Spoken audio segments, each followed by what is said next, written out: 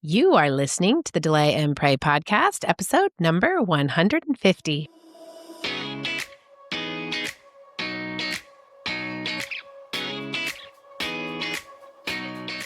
Welcome to the Delay and Pray podcast, where certified Catholic and weight loss coach Beth teaches you how to permanently lose weight through spiritual fasting. Get ready to gain faith and lose weight through a joyful transformation of both body and soul. Now, your host, Beth, the Catholic fasting coach.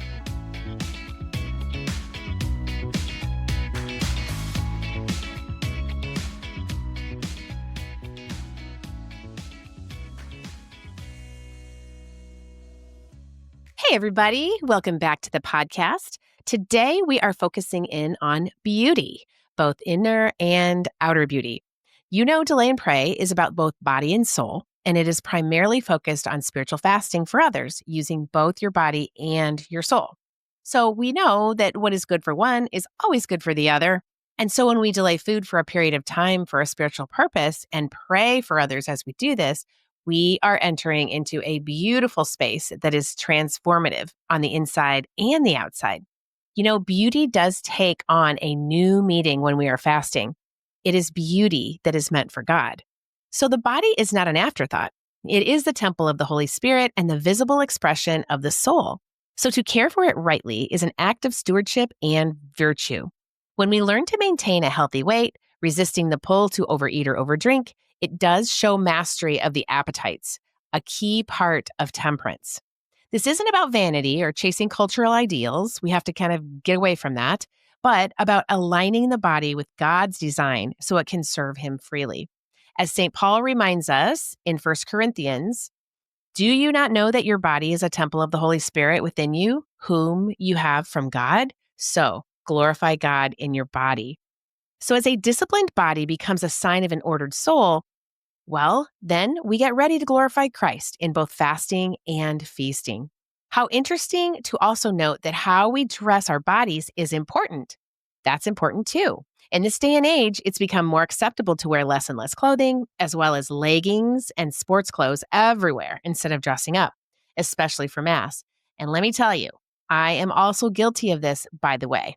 Sometimes I hit the gym after Mass and I do wear leggings and a sweatshirt to a daily Mass so I don't have to change. Well, I've often thought that I probably should make different choices in this situation, and I think in the future I will. Because today I have a guest on that is actually going to discuss the virtue of modesty in dress. Her name is Catherine Rose, and she has a new book out called A Return to Beauty, Ancient Catholic Wisdom and Modern Fashion. And we're going to discuss the ideas in her book and entertain the possibility of encouraging women to see their clothing choices as part of a cultural witness. Yes, that's what we need to do. Well, in a world that often pushes indecency or anonymity, she sees choosing beauty, modesty, and intention becoming a way of evangelizing by example. That sounds really good. Catherine earned her BA in theology from the University of Notre Dame, and she worked as a high school theology teacher as well. She also worked in the pro-life lobbyist sphere before becoming a homeschooling mother to her 2 children. She lives with her family on a farm in Tyler, Texas, where she and her husband are starting a Chesterton Academy High School. That is so cool. Please welcome Catherine to the podcast. Welcome to the podcast, Catherine. How are you doing today? Oh, thanks for having me. I'm doing great. This is a fun conversation. Oh, this is going to be great. I just love the book. I found some of the stories to be adorable. I can't wait to talk about you going to Chick-fil-A in a tulle skirt. So it's going to be super fun. And our community, we talk about beauty quite a bit. And it's funny because a lot of women do not pair spiritual fasting with weight loss. So they're thinking, oh, can I lose weight by spiritual fasting? And it's like, yes, but we put the weight loss at the end. So we spiritually fast, we get healthy in body and soul. And then guess what? The weight comes off and we get healthy, fit in body and soul. It. And we want to be beautiful. Every woman wants to be beautiful. And so Correct. I love the book. I can't wait to get into it because I have some confessions to make. And it kind of turned my thinking around a little bit. So can't wait to get into it. But first, I want to talk about your background because you have a lot of similarities. So I live in Union, Michigan. I used to live in Granger, Indiana. I used to live right down the street from Notre Dame. And you're a Notre Dame graduate. Yes. So love Notre Dame. So that's wonderful. And then I was also a high school teacher. I was a math teacher. You were Okay. a theology teacher. And then I worked in Yes. the pro-life sphere, and so did you. So I just think that's Ah, so funny. Plus, you have Tyler, Texas on there, and Bishop Strickland is one of my favorite bishops, and I have gone on a pilgrimage with him. And okay. wow, to live in the same town. Hmm, Yeah, that would be amazing. he actually blessed our home. He just came on Oh, over. hmm, And then when Josephine passed away, the night of her rosary, he came to the rosary and he offered to do an in-home mass for us. Such a mm. shepherd. Such a shepherd. Oh my goodness. So I did read your bio for sure, but tell us a little bit about yourself. I would love to hear more about your relationship to Bishop Strickland, if he's at your parish or what that is. And then what prompted you to write this beautiful book? Well, okay, about myself. So I'm the fourth of 8 children, and my parents were really charismatic. And so it was in the 70s, and they felt called by God to move from Oregon, where I was born, down to the border of New Mexico. So I grew up like taking boxes of clothes across the border to the orphanage, and people would be at our table sometimes who were homeless for dinner. So I was raised Catholic in terms of I got the sacraments, but there was a lot of really strange theology. And we also did not go to mass very often. We visited other churches to be ecumenical and went to mass kind of once a month thing. So at Notre Dame, by God's grace, I actually discovered the Catholic richness. And Notre Dame obviously has some challenges with being deeply Catholic in its identity. Yes, it does. But there's a group of professors and students who are really trying to deepen the faith. So I found these students. They were called Children of Mary. And we used to pray the rosary in the evenings in the chapel, and we would do together the consecration to Our Lady and the scapular. And then I also met Pope John Paul, and I loved him because he was the first man and the first priest to ever say to me, "You can be a saint." Like, put out into the deep, put down your nets for a catch, like evangelize. And I just felt like, oh, yes, I can do that. So I left Notre Dame on fire, JP2 Catholic, as you mentioned, very pro-life. And also his theology of the body really was healing for me because, as I mentioned in the book, as a little girl, I was wounded sexually. And studies tell us that 1 in 3 girls are wounded, but actually those are only the reported cases. It's probably more like 1 in 2. So girls respond to that in 2 ways. Either you reject your femininity in your body and you become kind of masculine to protect yourself, like a butch woman, you might say, or you kind of become sexualized and see your body as an object that's cheap and dirty. And of course, you blame yourself. So that's the path that I went. So in high school, especially, I dressed in a very provocative way because my body was an object. Mm. And even then, as a freshman in college, I dressed that way. But then as a sophomore, I kind of like found this Catholic faith and I felt really ashamed. And I did not know what to do with my body because it had been bad in some sense. Mm. Yeah. It was like a source of power over men. It was a way I felt validated. And so I felt really ashamed. So I dressed in like really baggy, gray clothes. I wore no makeup because I felt like, well, this is like a near occasion of sin, right? Like I don't want to be pretty. But his theology of the body was really healing because it was this notion, which I know you're really into, this notion that my body is me as much as my soul. I don't have a body. I am my body, and it's good. So don't need to be ashamed of being a body. The body is not inherently a near occasion of sin.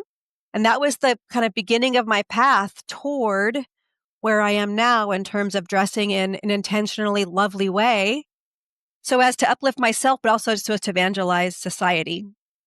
And then you asked about the book, how I got here. Well, in the book, I talk about 14 years ago being in adoration and having this very unexpected kind of vision where there was a sidewalk full of women. It was like very full of light and energy. It was interesting.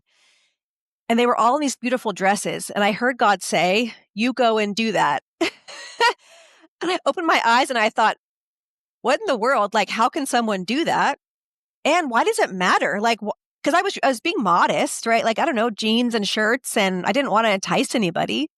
But this was different. This was like an intentional call. So I began to get rid of my pants and wear only skirts and dresses. And it was challenging. That was in 2011. And that was, I think, kind of before like the modesty movement. So it was hard to find clothes that were pretty, that weren't like pioneer clothes, but that kind of Uh-huh. covered my knees and my shoulders. So then for 14 years, I kind of lived this. But early on, I think I had like shared this message in a very zealous way, but maybe it kind of came across strident.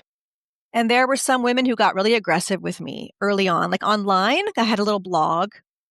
And I think that they thought that to wear skirts and dresses was in some sense taking women back to repression, and that we were free in some way with like our independence and that kind of feminism. So I was really sort of shocked by that. And I thought, well, I must not need to speak about this. Fast forward to 2023, my husband began to actually say to me, Catherine, you need to write a book. And I thought, oh no, like, no way. But he kept saying to me, write this book. And I thought, like, finally, well, maybe it's the Holy Spirit. So I did it out of obedience, really. I did not want to write this book. I felt dread to write it, but I began to just share what was in my heart. Mm-hmm. And one publisher was interested, but ultimately they said it's too controversial. So they wouldn't touch it. And ultimately, no publisher wanted to touch it. So actually, I put the book away. I thought, okay, I wrote the book out of obedience and I did it and I'm done. But then summer 2024, so last summer in some sense, God kind of spoke again. You know, God with me is like silent and then bam, that's kind of how he does it. So God said again, like, write the book, but just from your heart, just write what you would say to someone. So I wrote it very, very simply. And I just wrote it like, okay, this question, and then this question, and then what about this? And it wrote itself so quickly. And I just wanted it to be like a love letter to women that don't be afraid to be beautiful. The world needs you to be beautiful, right? Which I know also is your message. So yeah. So I love that. I think it's interesting that you would have backlash against a book that is yes. basically just letting women know that it's okay to be beautiful. Right. Okay, so that's on one hand, we say that, right? But on the other hand, if you do go into Walmart or even Target, or I don't go to the mall very often, but now it's really okay to wear slippers and your jammies. I've seen Correct. it. Yeah, same I've here. seen it. Even airplanes, we used to dress up. No more of that. So I can see that swinging all the way to dresses may offend somebody, but I have always thought that we really should be dressing up a little bit more. And I even said in the intro that basically I don't wear my pajamas out. Absolutely not. And I usually wear makeup, but there are times if I'm going to the gym after daily mass, I'll have on leggings and a sweatshirt. I'll make sure the sweatshirt's covering my butt, but I have a feeling inside that's like, this isn't great. Doesn't seem And appropriate. this doesn't seem appropriate. Yeah. Yeah. And so, I mean, I read your book and I was like, it's not that hard to change, especially if I had a dress on, be very easy to change. I just thought about it a little bit. And then I also thought about, I had a conference at Notre Dame a few weeks ago and I had a beautiful white suit. And so I wore a pantsuit. It was very, very nice. And it is interesting because I looked around and I saw very few women in dresses. There weren't a whole lot of women there anyway, mainly men, but most of the women had suits on and some dresses. But it was just interesting. And before your book, I wouldn't have looked around. I wouldn't have cared. But I thought, how did we get to the point where we are dressing like men? Like, okay, wait, how did this happen? So that is interesting, isn't it? I had on beautiful heels and things. I didn't look like a man. Absolutely not. Tailored suit, But yeah, it was a very interesting premise about just putting on a dress. There is something very feminine about putting on a dress that is very beautiful. Yeah, it's almost like a devotion. I think kind of like veiling in mass, where it's overt, it's one step more. But I was on a podcast with a person from the Diocese of Phoenix, and he said, every woman has about her a mystery. Woman is in some sense the walking sacrament, like a tabernacle. Beautiful. But when she dresses in a way that's like feminine, it's almost overwhelming. It's so beautiful. Yes. So not that we're being immodest in some sense if we wear a pantsuit. And that's actually why I really, in the book, I buried the idea of the virtue of modesty in chapter 6. Mm-hmm. Because I really avoid saying modest clothes because modesty is seen as like lots of fabric. And it's so much more than that. And so we can go, be like overtly beautiful. And so in my community, lots of women wear mostly skirts and dresses. And there's something that's just like when we're all in a room together at an event, there's like this delight that happens because as women, our beauty is for others, right? Like my daughter, when she was little, she would wear her little ballet tutu and she would like dance for my husband. And there is this delight in being seen and giving pleasure in some sense, like to my husband with her beauty. And I think as women, there is a delight that happens when it's like, oh, I'm beautiful and I'm like a gift to the world in some way. Yeah. So it's not about me, it's about elevating in the darkness. Mm-hmm. I think it's interesting that you had to bury that in chapter 6 because when I think of modesty, I don't think of loads of material. Good. No. I think of the virtue of modesty as just sort of veiling myself just to make sure that there's no cleavage or not too tight, but not too baggy, just a nice fitting clothing. Mm-hmm. And that's, for me, that's what modesty is. It's being beautiful in exactly the right way. And there's like a middle ground. We know what the middle ground is. We don't have to describe it. So I do go to the gym right now. Sure. And what's happening in the gyms is quite alarming. Mhm. I mean, it used to be leggings, but now it's Right. like leggings that are shirred in certain places. And it's Yeah. just, it's kind of And like nutsy. bras and underwear, essentially, right? It's exactly what it is. Yeah, but what you described in terms of modesty is actually the third condition of modesty, because in the book you read this, Thomas Aquinas says, well, there's 3 conditions to modesty. That the first is that I dress for the occasion, right? So as to honor the host and to be courteous to the other guests. And we think about this, like we know this. I don't wear a white ball gown to your wedding. Like, that would be Right. terribly offensive, right? So we dress for the occasion and also then we dress for our station. And I think in our culture, because we're so influenced by the French Revolution and the notion of equality, fraternity, well, the French Revolution wanted to destroy, they had these states, they called them. There was the nobility, there was the bourgeois. And so their notion of equality was that we're all the same and we're all kind of the most casual, like on the lowest level. And it was undesirable to be in any way grand or noble. So our society is super casual. And that notion of equality takes away this reality of our stations. And so I really want to take back reverence in some sense or appreciation. For example, I'm a full-time homeschool mom and I chose to leave lobbying to do that. So my station is very honorable, but in our world we say, "Oh, I'm just a mom," or whatever, right? I'm just a Yeah. homemaker. Right. So then I choose to dress in a way that elevates my station. And of course, if I'm the mayor or if I'm a heart surgeon, those are very respectable stations. And then finally, as you said, to dress so as to honor ourselves. Yeah. I love all that. It's beautiful. And when you're dressing well, there's a little bit of discomfort in that. Like, for instance, if I'm going to throw on some sweats and a sweatshirt, okay, at the end of the day, I'm really comfy, right? Mm-hmm. I'm comfy. But if during the day, where I used to be in corporate sales, I used to be a teacher, Okay. I mean, I would be dressing nice, like Right. nicely, right? I thought that was always really important. I always think of marketing as everything. Like, Yeah. if you're a teacher, you're marketing the school. So you want to dress nicely. And if you're in corporate America, you usually dress nicely. You're always marketing yourself and marketing the company as well. So fasting is kind of like that too. It's coming out of comfort. Like, oh, I'll just eat whatever I want, whenever I want. I'll eat fast food, or I don't even know what fasting is, or I don't know what days do I fast and what days do I feast. Well, there's only one feast day. The rest are eating and fasting days, right? So it's like a choosing restraint over immediate comfort. And the outer discipline basically supports that inner formation. And I Yeah. just think that that's really, really important. And I put those two together reading your book. That wouldn't it be nice to eat whatever we wanted all the time, but we know intellectually and spiritually that is not good for us. That's called gluttony. And we can't be wearing sweats and sweatshirts all the time. Yeah, It's not good for absolutely. us either. Yeah. Actually, modesty is a daughter of temperance, right? And temperance is that utter self-mastery. Mhm. Fasting for me was like a total life changer because it teaches you that it's okay if I'm hungry. Like, I cannot eat. I'm all right. Because I was raised with this notion that you must eat every couple of hours to get your metabolism up.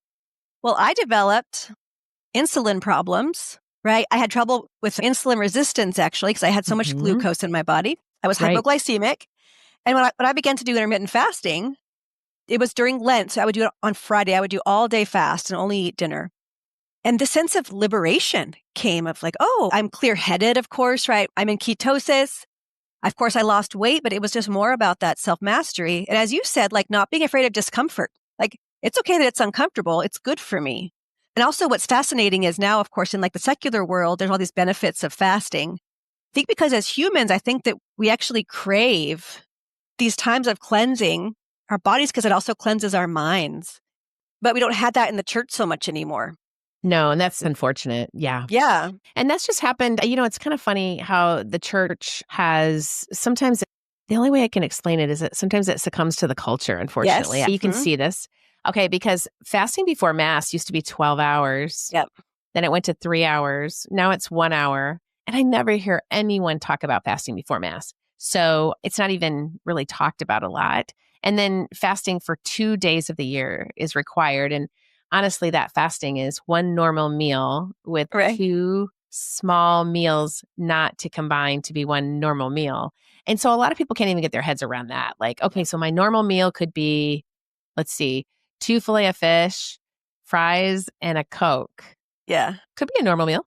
And then my 2 meals that are more like snacks, not to be combined, could be like a donut and a cup of coffee and trying to stay away from meat here.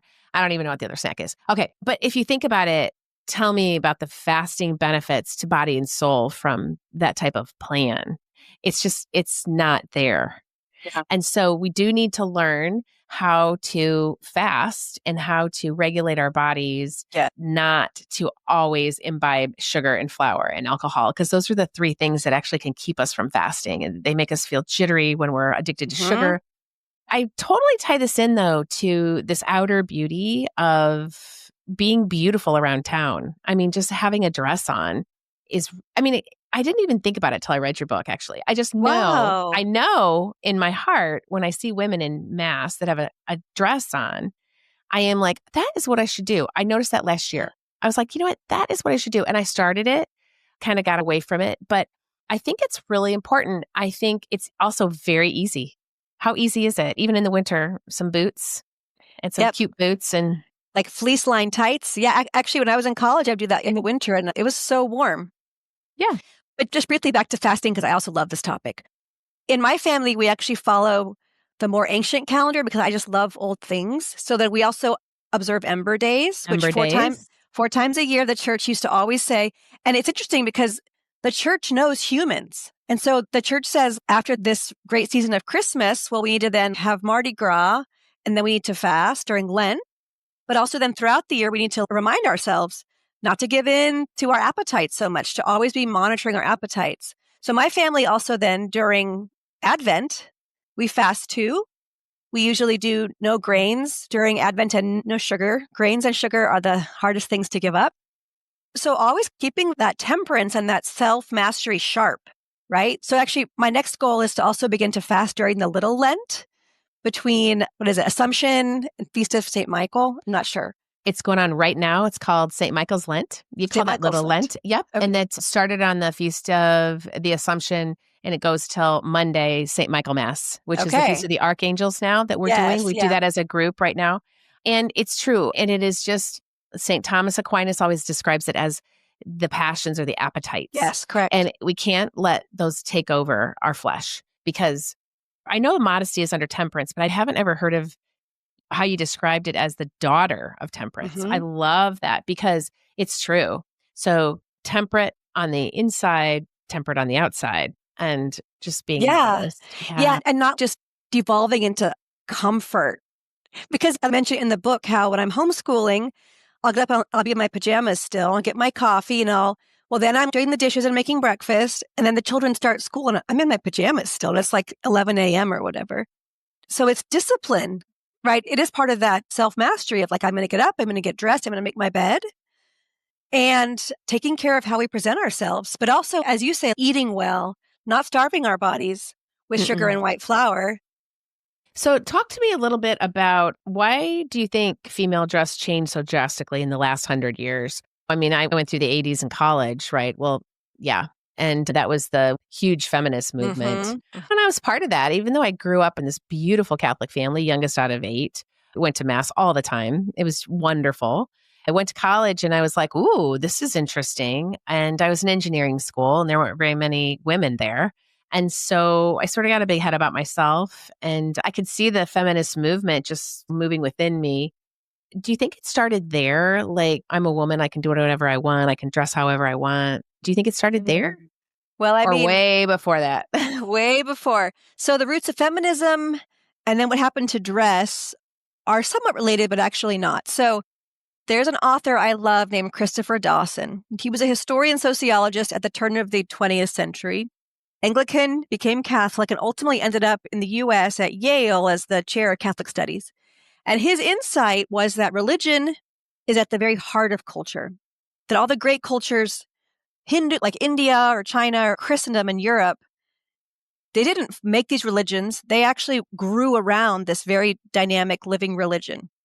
So he points out that whenever the Protestants split, they threw out veneration of Mary and also respect for virginity, like consecrated life. Mm-hmm. So the Protestant world became hyper-masculine. There was the head of the family, and then there was the wife. And so ultimately, women were demeaned through the Protestant world. So feminism, in some sense, was like a natural reaction against that. And that really happened in the 1800s, where women said, we're sick of just being kind of objects in the home and not really having value in terms of our persons. Whereas in the Catholic world, there was actually not much of a feminist movement because Catholic women from early on could hold property. And especially in Latin American countries, they actually keep their maiden name when they get married, right? I have a friend, Roxana, and it's Roxana Garcia y Ibarrola. So it's like these two houses joined together, but she's not, in some sense, subsumed. So the feminist movement actually was like a Protestant movement, mostly. Oh, wow. Isn't that fascinating? It is. And it was this resentment against this unnatural swing that was hypermasculine.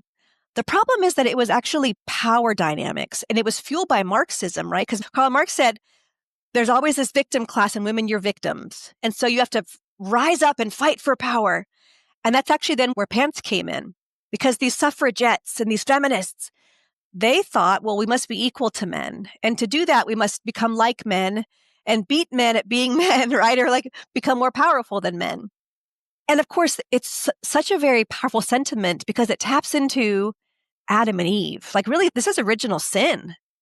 As our Lord said when Adam and Eve sinned, he said to Eve, you will desire for your husband. And scripture scholars have told us that what that meant is you'll desire to control him. You will desire for him so as to control him. So there's always this temptation for women to control men, to manipulate them. So that feminist impulse tapped into that original resentment that Eve would have, or this rage against masculine authority. And then in terms of what happened to feminine dress, at the same time as this feminist movement was starting, also the Freemasons, who from the very beginning wanted to destroy the church. You know, I always thought that there were these like cute little men in hats and funny cars growing up in the parade, right? But there is verifiable history that an author whose pen name was Nubius wrote this letter saying, look, Masons, we've tried assassinations for years and it's not working. We just kill people, but then they keep growing as Catholics. The more priests we kill, the more, because Tertullian was right that the blood of the martyrs is the seed of the church. They actually quote Tertullian in this. And so they say, we must have a new way, the alta vendita in Italian, and we must corrupt the church we must corrupt the clergy by making them activists, get them busy in politics or social justice or fighting for the environment. We must corrupt men by weakening them. And we must tell men, you work so hard all day. At night, don't go home. Go to the club, right? Take care of yourself. So we make men effeminate and we tell them it's too hard for them. And then for women, we must corrupt them. And actually, in the letter, they say, the corruption of the best makes them the worst. It's an old Latin saying, corruptio optime est pessime. So we must corrupt women by taking away the traditional morals, because what always has happened in Catholic culture, they said, is that even if men go astray, the women stay strong and they keep the family together and they pass on the faith. So there was this dramatic turn at the beginning of the 20th century, and women began to be undressed, like very shockingly. In the decade between 1910 and 1920, clothing went from the ankles to the knees, sleeves became sleeveless, and like flappers dresses were actually transparent. I mean, so it's not like a natural development of fashion, because for centuries, fashion would change, but it was always like, well, now the skirt is straight, not curved, but you still have like a long skirt. And now sleeves are puffy, not fitted, but there's always sleeves. So this dramatic in 10 years, undressing of women was I'm convinced part of this plan to corrupt women, because of course, when I'm wearing super sexy clothes all the time, I'm more prone to sexual sin. I'm more Mhm. prone to impurity. It fosters this culture of lust. Yeah. Well, look at the stars today, the singers that come out in nothing and the way that they're dancing, the Super Bowl half times, just some of these concerts that I see some of the young girls, not even young girls, some older girls going to, and they post on Facebook, and I'm like, whoa, that is so crazy. It's so deceitful. It's so, well, immodest and hurtful to soul and body. So, Yeah. yeah, it's unfortunate. Yeah, these adorable little 13-year-olds, they're not thinking I want to dress in this way to entice a man. They're thinking I want to look like Taylor Swift Yeah. because she's my idol and she's gorgeous, of course, and she's very talented and works really hard, but her presentation is super sexualized. So then these girls want to dress like she does. And homecoming just happened here, and homecoming dresses just tend to be so tiny. And these Mhm. beautiful girls from Catholic families who just don't understand. It's really Yeah, sad. it's unfortunate, but you're doing your part, trying to bring it back, and you just have to reach certain people in certain places, and Hmm. then we start actually dressing a little nicer when we go out and getting a few dresses out, trying to move in that direction, and then showing our kids to do the same. I don't know, I see a lot of dresses in my family. I have 2 girls and a son, and I see that my daughter-in-law and my daughters, we do wear dresses quite often. It's interesting, and you do feel better, and it's actually quite easy. I had to tell you, it's pretty easy. Yes, just put it on. Just put it on. Yeah, and it's actually comfy. Mhm. Yeah, and then, of course, I'm in the mom world, so for nursing moms, you can wear a skirt and a top, and then especially for formal events, it's neat. There's more awareness now of women who wanna wear more fabric and be beautiful. There's just more clothes out there, so I've seen women who wear, like, a matching top and a skirt, looks like a formal gown, but it's nursing friendly. Mhm. So there's lots of ways to be inventive. Oh, absolutely. I did wanna talk about that Chick-fil-A story because I just loved Uh it. You tell it. You tell it. It's in chapter 8 at the very end, and it's just really, really sweet. So in like 2015, maybe, it was December, and these tulle party skirts became really trendy. But these fashion bloggers would wear them like for every day because you can pair them with cute ankle boots and like in a chunky sweater. And it's this fun vibe. It's kind of playful. So I was wearing, I think, ankle boots, and it was a blue tulle party skirt and then a jeweled sweater because also those were really trendy in 2015. And we were out and about that day, but it was time for lunch, and I wanted to treat the kids to Chick-fil-A. I think Josephine was 5 and Edmund was 7. So we went to Chick-fil-A, and then they were in the play area, and so I went in to watch them, not even thinking about what I was wearing. This little girl came up to me with really wide eyes, and she asked me, "Are you a princess?" Mm. And I said to her, "Well, yes, and you are too, daughters of the Heavenly Father." But What'd she also say? Oh, she it's so just kind of sweet. like looked and walked Mhm. away. But actually, while we were eating lunch, there was a woman next to us, and I was just talking to the children. We prayed together before the meal. And she came over and she said, "Excuse me, I just have to tell you, you're such a good mother and you're just beautiful. And I love how you're presenting yourself." She actually, I think, sold Mary Kay and wanted to sell me makeup. But but she noticed that I was like presenting myself in a way that showed self-care Mhm. and care for the feminine, and she was drawn to that. So, I mean, so many people, it's like really a disarming way to evangelize. Beauty is so attractive, and it opens up so many conversations about being Catholic and being a mother. Oh, absolutely. I love it. You've kind of opened up a whole dimension for me, Mm, just witnessing too and yes. evangelizing, like you say. So tell us a little bit about your kids. So tell that story just a little bit. Yeah. Well, so, like super pro-life, I always wanted just a big Mhm. white van full of children. So I assumed that I have 10 kids because, of course, God wants to have Catholic families.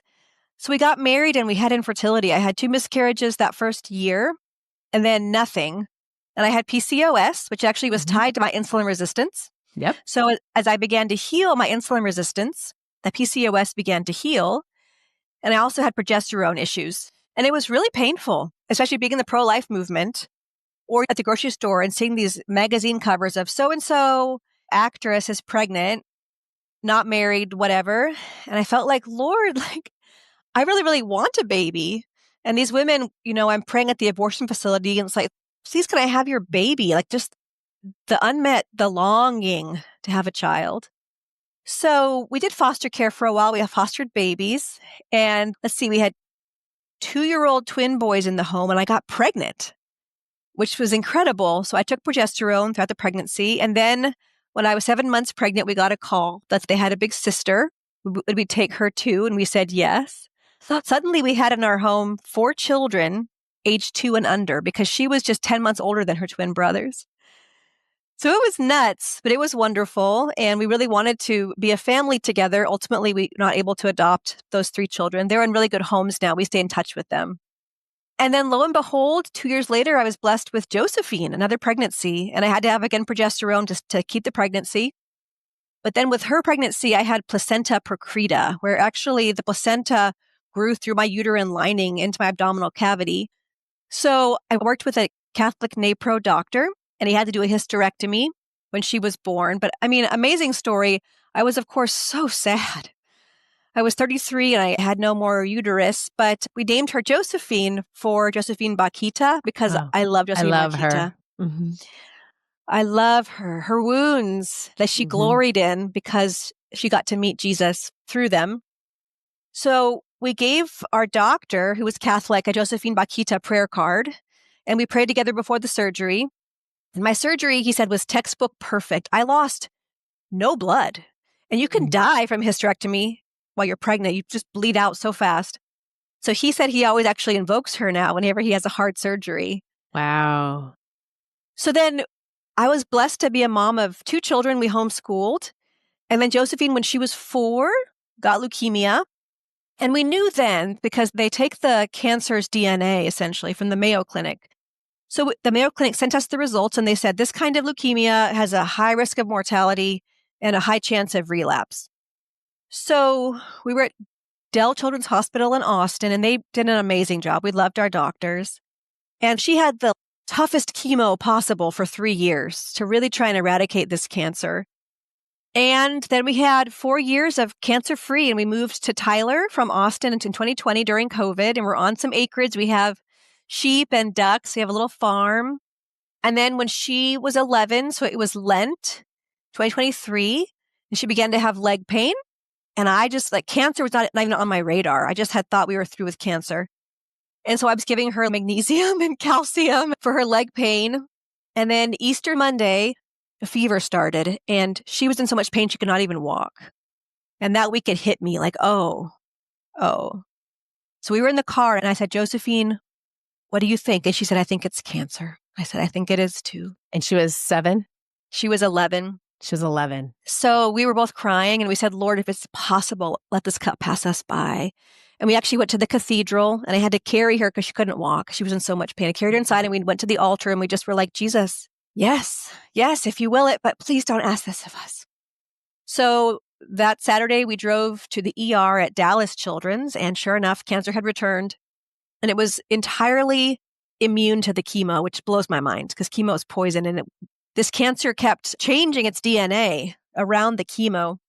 So she had a T-cell infusion in July 23. It was successful. It eradicated the cancer with her B cells, but right away, at least 3 or 4 cells changed, mutated around the B cells. And so cancer began to grow right away. So actually, we got the call in September 2023, the day before Our Lady of Sorrows. And our poor doctor, poor man, he was wonderful. And he had to tell us. He said, there are some things you can try that are experimental, but it might give you another year. I said, Josephine, it's up to you now because she had hated having chemo. She had hated her port. Cancer had really wounded her emotionally too. It's just so traumatic. So painful. Oh, yes. My goodness. Oh. And also isolating, right? Like for a 6th grader to have no hair and her friends just loved on her. But it was difficult. So she said, no, I'm done. I'm ready to die. It was the most heartbreaking, but also the most wonderful 3 months.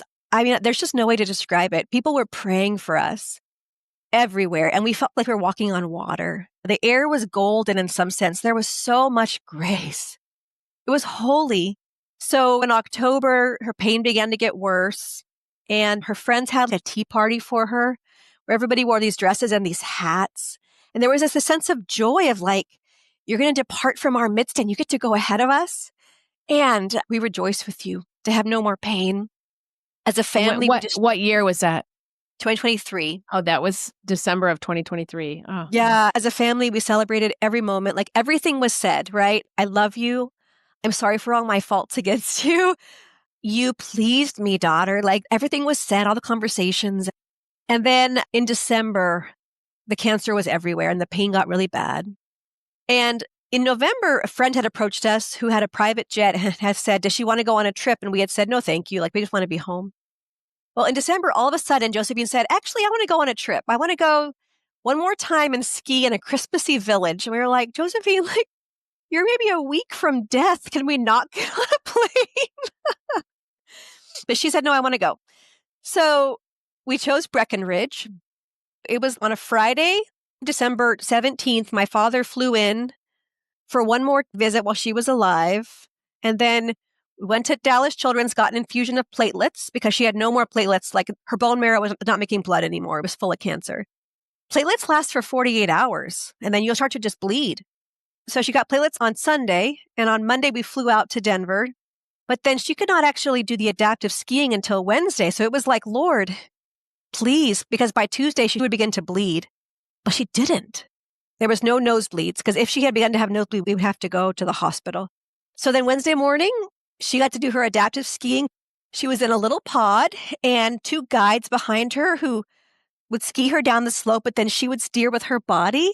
And because she had done Irish dance, she loved Irish dance. So she had excellent balance and she never fell. And Devin and Edmund skied with her like 4 runs down the mountain. And at the end, she said, Mama, I feel exhilarated. And I said, sweetheart, soon you will fly. Mm-hmm. So we flew home Wednesday night. And then Thursday morning, the bleeding started. And she was ready. So she had received last rites like twice before, kind of provisionally, because she almost died twice. But we thought, okay, tomorrow's Friday, and she's going to probably go into a coma. So we want one more last rites, like for sure, for sure. So we had told our parish family, you can come Friday morning until noon and then like say goodbye. And then at noon is last rites and then probably should go into a coma. But Thursday night was her passion. Devin and I were with her and there was just kind of blood everywhere. And I thought about St. Catherine of Siena, how when she was dying, she said, sangre, sangre, just blood, the blood of Christ. So we were with her kind of all night up with her. And Friday morning, Devin went to get her pain meds and I was with her washing her face because there was so much blood that had dried. And she said, Mama, I can't breathe, which is very common. You know, you begin to have low oxygen. And I said, I'm here with you. I love you. Like we're with you. And Devin came with her meds and then she just breathed her last. It was so holy and so simple, which she was a very silent, still person. So we told our parish family, well, God surprised us. She passed away, but come and be with her body until the funeral home comes. So I had a friend sew a white nightgown for her. So we washed her body and put on frankincense and myrrh oil and put her in the nightgown and lit blessed candles. And then people came all morning and just prayed with the body. And then they came to take her body away. And then we had the rosary that week. And she had chosen a pink ball gown with sequins on it to be buried in with a flower crown. So she wore that. And I put in her hands actually her baptismal candle because in our family, we would light that every year on your anniversary of baptism. So she kind of like went to Jesus with that grace of baptism unstained. Like she had never committed a mortal sin. So it was like that original grace was still with her. You asked about my family, but that was my experience of children. And Edmund now is 15. And actually, we're starting a high school here because none of the high schools here were quite the right fit for him. He's kind of a special kid. So we're opening a high school with Chesterton Academy, and that'll open next fall in Tyler. So we're being fruitful in a new way now. Wow. God has entrusted you with so much. I have never heard a story like you just told about Josephine. How amazing. And the fact that she was named after St. Josephine Bakhita. I mean, yes. If you out there have not seen that movie, I mean, it's just so beautiful. Have you seen the movie? I have not. I mean, I read a book but to see it visually and okay. the actress, how she just glorifies God in her wounds, Yeah. like you're saying. And it's so beautiful. It's heartbreaking. But our whole family watched it when the kids were little. And I remember my little daughter saying, "Oh, mommy, I have to be nicer." Oh, she was 7. "Oh, I have to be nicer." It's like, yes, glorify God, daughter, like you're saying, just glorify God. But oh gosh. And you were able to tell it so beautifully, Catherine. And Josephine is just looking down at you from heaven. Oh my goodness. That is difficult. Your path to sainthood through the problems with pregnancy and the loss of your daughter, but it has just made you stronger. I can see Thanks it. be to I can God. feel it. Yeah, pretty rough childhood, right? So I felt like in many ways like I had a heart of stone. And then our Lord, through so much suffering and loss and kind of like the bleeding of the heart and all those tears, I feel like now my heart's this amazing Grand Canyon that's Yeah. just been made so beautiful. And Jesus, of course, when he rose from the dead, he had his wounds, right? And they were sources of faith for Thomas and sources of light through the divine mercy. So God is faithful. Of course, when we're 18 and we say, "Make me a saint," we don't know what we're asking, No, we do not. but Your will God be does. done, Lord. Yes, he Yeah. does. And he knows what is good for us. And it is so sad that you lost Josephine, but there's so much beauty in your story and her Yeah. story. I mean, oh my goodness. It's just so inspiring. Yeah. Well, we really felt like, because people would say, "What a tragedy." And it's like, no, no, God numbered her days. And this was her length of days. And she gets to be protected from our dark world and being brutalized by Yes. pain and broken heart. And someone gave Devin a book of the dreams of St. John Bosco. And in one of the dreams, it just struck us so much. In one of the dreams, he's taken to this place that's just beautiful, but it's not even heaven. He knows it's kind of like an in between. And suddenly these two girls walk toward him, speaking to each other, and they're just bedecked with flowers and jewels, and they're just full of joy. And they're speaking about how they died as young virgins and they had never lost their baptismal innocence. And the glory that comes with dying with that virginity in some way, there's like a state in heaven that's very special.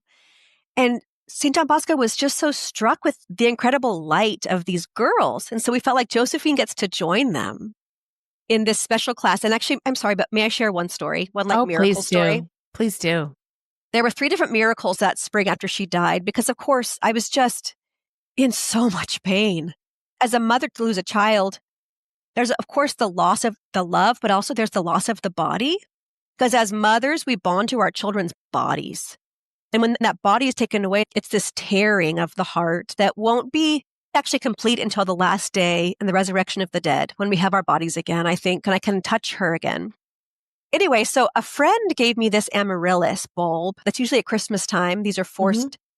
And it was a new species called the St. Maria Goretti amaryllis with these big white flowers Really? from Oh. Maria Goretti. Oh, wow. And so it bloomed in January and it was beautiful. 3 big white flowers on the stalk, and it died. And I'm prone to killing houseplants. So I didn't water it. So I thought, I don't want to water it and kill it. I don't know what to do. I just leave it alone. Hmm. Well, it grew a new stalk. It bloomed again, twice. I thought, well, that's so beautiful. And it died back. And then it bloomed again a 3rd time. So beautiful. And it bloomed a 4th time. And I called my friend and I said, "Carrie, do amaryllises rebloom?" And she said, "No, they bloom once." This was its 4th bloom. It died and it bloomed again for a 5th time. And I said, "God, I understand. I hear you." So I carried the flower to our church and put it at the altar of St. Joseph. And I said, "Thank you. I hear the message, right? Josephine sent me flowers and just thank you." That's Yeah. so beautiful. Oh my gosh. She's blooming in heaven. We know she Yeah. is. And I thank you for all of it. I think your witness, not only in your book on just returning to beauty, but you have such a beautiful heart. And Hmm. just to tell the story and that you have come to the other side through all of this suffering. Yeah. And it's important that we all realize that. We talk often in our group about just when you're walking through life, holding the hands of sorrow and suffering and Yes. being joyful while you do it. And it's so important. And I imagine that actually when I'm going through days of fasting or times when I would love to have that wine, but it's not the day, right? It's not a feast day, so I'm not having it quite yet. And it's beautiful that you have found such beauty in that suffering. And I think as a world, we would benefit by understanding that it comes to us and it's God ordained for some odd reason. We can't explain it. It's just that it's there. And how we handle it is really important. So the Lord lifted you up to handle all of that. Well, those he calls, he equips. I thought about that a lot when I was in the hospital with Josephine. And those he equips, he sanctifies. Is that what it says? And with fasting, Jesus said, when you're fasting, don't wash your face, comb your hair. And so yeah.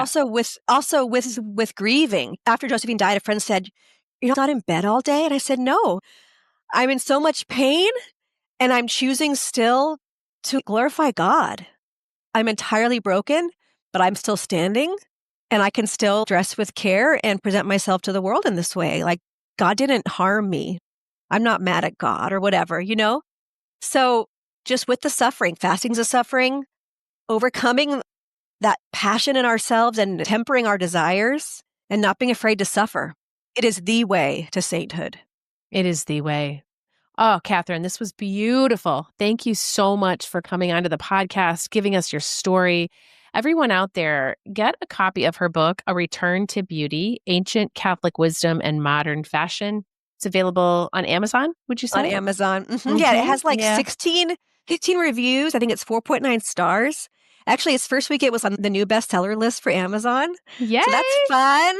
So yeah, let's Yeah. like it would do no harm if every woman put on a dress today. It would do no harm, and it actually would do so much good. So ladies, don't be afraid to be beautiful and shine for Jesus. Absolutely. Well, I'll be putting on a dress. I can guarantee that. I hope to meet you in person someday, Catherine. Oh, that would be And, lovely. Yes. And if you see Bishop Strickland, give him a hug for me. And I will. I miss him. It was wonderful being on a pilgrimage with him and to think that he's in your hometown. How beautiful. You're beautiful, Catherine. Thank you so much for sharing your story and your life. And I know our paths will meet again. Well, you're doing amazing work. It's such an important work. Really. Keep it up. And thank you for having me. This was really a blessing. You bet. God bless. God bless. If you are interested in learning more about spiritual fasting and permanent weight loss, then come join my course, Delay and Pray, a guided course for weight loss through spiritual fasting. You won't go through it alone either. I will be there to coach you every step of the way. This is a group coaching program where you are part of an amazing community of like-minded Catholics who have the same goal as you, to bring about miracles while losing that weight permanently through spiritual fasting. Your purchase includes an online course detailing what spiritual fasting is, how to do it, and all the tools you need to get you the results you're longing for. Head over to my website right now at thecatholicfastingcoach.com and get the details on how to join. And don't forget to follow me on Instagram, Facebook, Pinterest, and LinkedIn to always get the latest daily information to help you keep fasting, my friends. Can't wait to see you in there. May God bless you and keep you always.